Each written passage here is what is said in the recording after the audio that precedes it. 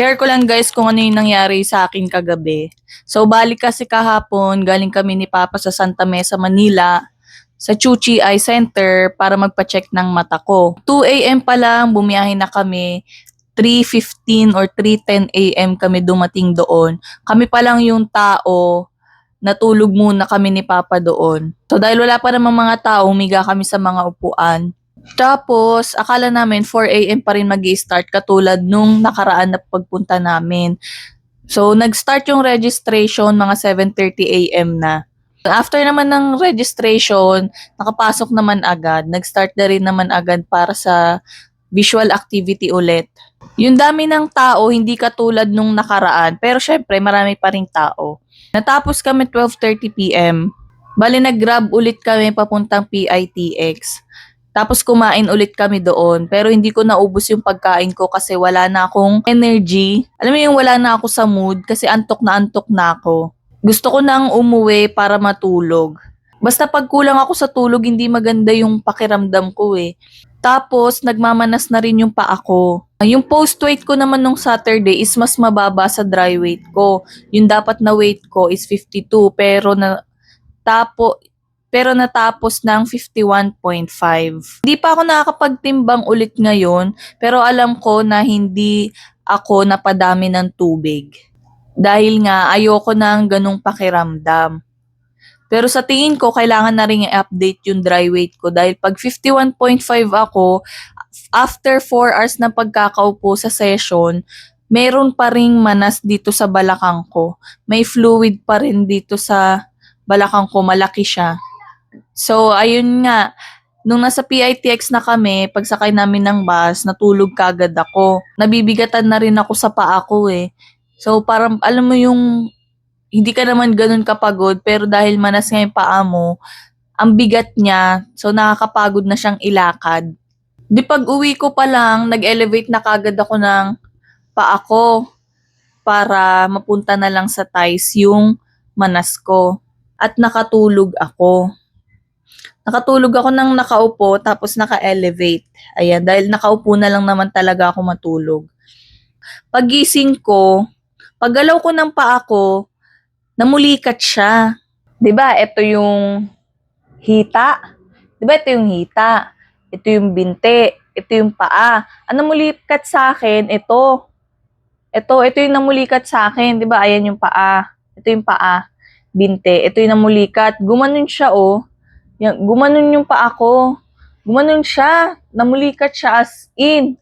Di pinatulak ko ng pinatulak ko ng ganito dito sa parteng to para bumalik siya kasi nakaganon eh.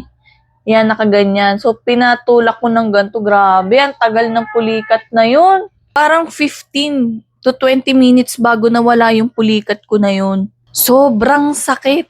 As in, walang mapaglagyan yung sakit. Iyak ako ng iyak.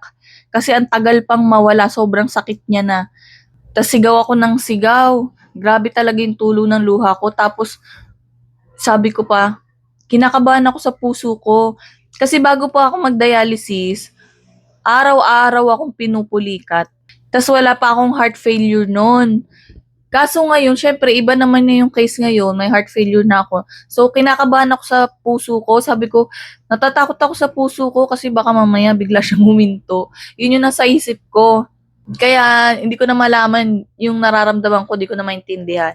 E di, bumalik na sa dati. Naging okay na yung pulikat ko. Wala na siya. Dahil sa kakaiyak ko, parang napagod ako. Nakatulog ulit ako. 9 p.m., nagising ako. Magdi-dinner ako para makainom ako ng gamot. Yung nasarap ko na yung pagkain, unang subo ko, bigla ako natulala, nag-iba yung pakiramdam ko. Sabi ko sa partner ko, parang ina-anxiety ako. Gumanon ako. Sabi niya, bakit? Sabi ko, parang naiiyak ako eh. Tapos yun, nararamdaman kong sumisikip yung dibdib ko. Parang gusto kong umiyak.